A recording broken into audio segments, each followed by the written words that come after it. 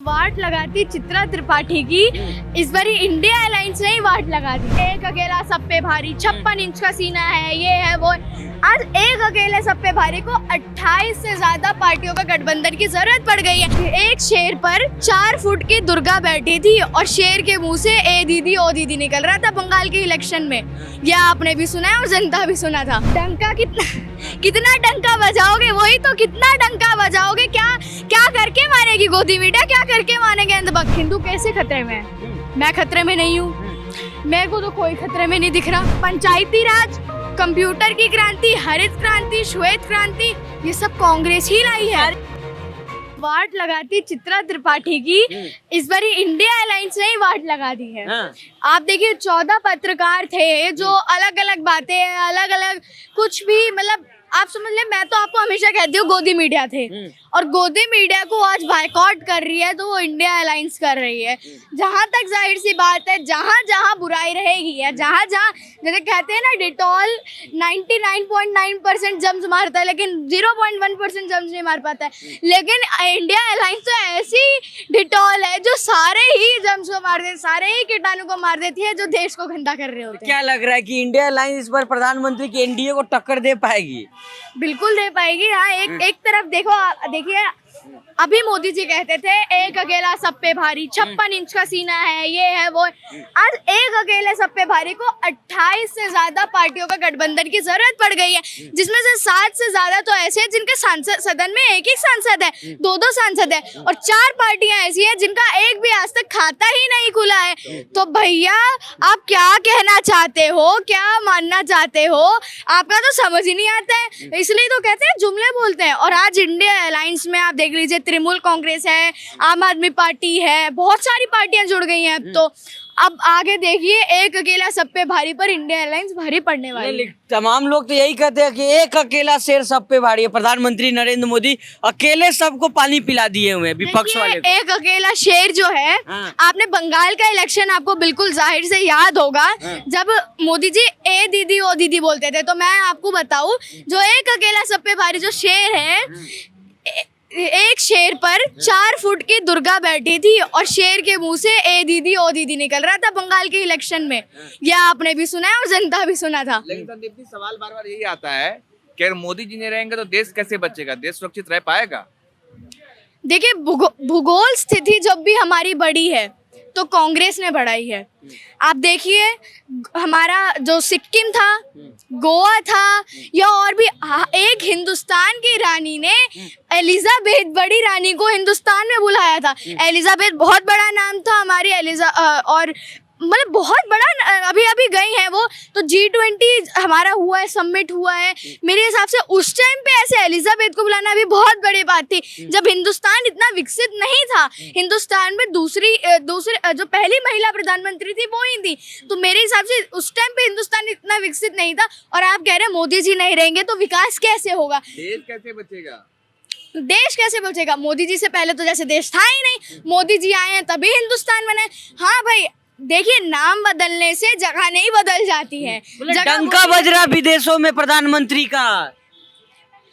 डंका कितना डंका बजाओगे, वही तो, कितना डंका बजाओगे। क्या करके मारेगी गोदी मीडिया, क्या करके मारेंगे अंधभक्त। डंका बज रहा है, मैं नहीं मानती कि डंका बज रहा है। हाँ, हिंदुस्तान के प्रधानमंत्री है, जनता ने चुना है, इज्जत है उनके लिए भी हमारे दिल में, हमारे प्रधानमंत्री है। लेकिन प्रधानमंत्री अगर एक काम करे तो एक सीमा तक करे ना, एक हद तक करे। एकदम ही मोदी जी तो ऐसे हो जाते हैं। कुछ लोग बाबू उनको कहते हैं कि श्री राम के जो है अवतार है मोदी जी, भगवान मान रहे हैं लोग उनको। देखिए वही तो अंधभक्ता है, अंधभक्त है, चाटुकार है, उनको क्या कह सकते हैं ना। आंखों पे पट्टी बांध रखी है उन लोगों ने। मोदी बोल रहे हैं, मोदी मोदी मोदी मोदी मोदी बोल रहे हैं, इधर मोदी जा रहे, मोदी मोदी मोदी मोदी। मोदी जी कहते हैं मैं चाहे इधर जाऊं, मैं चाहे उधर, मेरी मर्जी। वो भी कह रहे हैं हाँ मोदी जी किधर भी जाए, हम उनकी मर्जी है, हम उनके पीछे पीछे चलेंगे। बस एक ही चीज है, मोदी मोदी मोदी मोदी, हर जगह वही दिखता है। पर देखते हैं 2024 में जनता अब थोड़ी समझदार हो गई है। जनता समझदार तो है, पर थोड़ा जो इन्होंने अपनी तरह ध्यान भटकवा लिया है। लेकिन अब फिर से कांग्रेस की बारी आने वाली है। 14 एंकर्स को जो बैन किया गया है, जो बहिष्कार किया गया है, ये कहा गया ये तो आपातकाल वाली स्थिति है, मतलब लोकतंत्र ये सही है? देखिए, इमरजेंसी की स्थिति जैसे आप कह रहे हैं, तो मेरे हिसाब से लोकतंत्र में सही भी है। इसके में जो आप सुनिए, पत्रकार हमारा चौथा स्तंभ है, लेकिन अगर चौथा स्तंभ ही अगर गलत वो दिशा में जनता को लेके जाएगा। चित्रा त्रिपाठी आपने देखी होंगी, मैंने भी बहुत सुना है, जनता भी बहुत सुना होगा। चित्रा त्रिपाठी वार्ड लगाती थी, बस एक ही चीज़ थी, यहाँ एक मौलवी को बिठाओ, यहाँ एक पंडित को बिठाओ, या एक हिंदू धर्म के बिठा दो या मुस्लिम धर्म के बिठा दो, आपस में उन दोनों की लड़ाई करा दो। और चलता क्या है न्यूज़ पे। आप मणिपुर में जब नग्न परेड चल रही थी, तब आप सीमा हैदर को लेके बैठे थे। सीमा हैदर बड़ी है या नॉर्थ ईस्ट बड़ा है? पूरा नॉर्थ ईस्ट जल रहा था।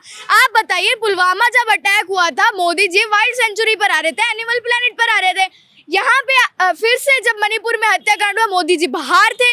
जब यहाँ नग्न परेड हुई, मोदी जी बाहर थे, जबकि गृह मंत्री वहीं थे।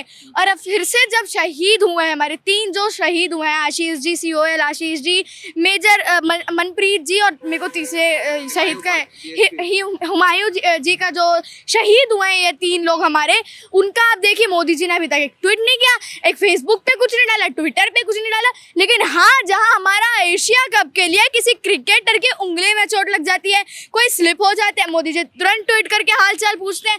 ये बताइए चल क्या रहा है देश में? शहीदों की तो कहीं इज्जत ही नहीं रखी है।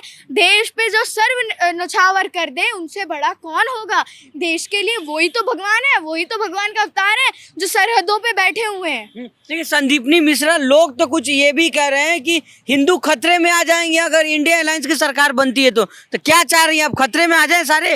हिंदू कैसे खतरे में है? मैं खतरे में नहीं हूँ, मेरे को तो कोई खतरे में नहीं दिख रहा। हाँ, तो वो कौन लोग हैं जिनको खतरा महसूस हो रहा है? वो अंधभक्त है ना, यही तो दिक्कत है। हमेशा हिंदू खतरे में है, हिंदू राष्ट्र बनाना है, राम मंदिर करना है, कह के वोट दिलवा देते हैं।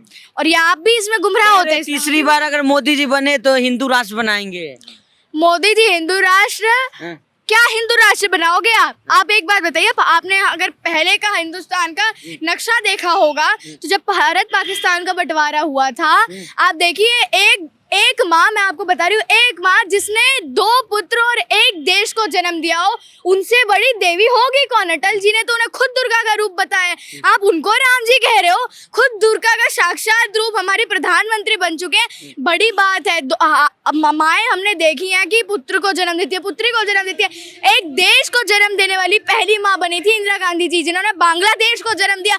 हिंदुस्तान को मैं कह रही हूँ ना, हिंदुस्तान को जब आज़ाद कराया है, हिंदुस्तान पाकिस्तान के 2 टुकड़े करने वाली पहली हिंदुस्तानी थी। लेकिन संदीप ने तमाम जो कहा जाता है भाजपा की तरफ से, जो भी कहा जाता है, देश में जितनी बुराइयां हुई है पहले, सब कांग्रेस की देन है।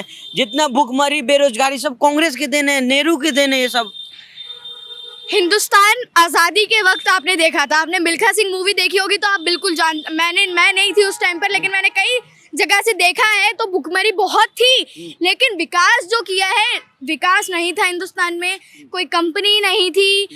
रेल, भेल, तेल, सेल, इसरो, भाखड़ा नंगल डैम, एयरपोर्ट, आप एयरलाइंस भी देख लीजिए, आधे से ज़्यादा कांग्रेस के टाइम पे बनी है। आप ये नहीं कह सकते कि 70 साल में कांग्रेस ने कुछ काम नहीं किया है।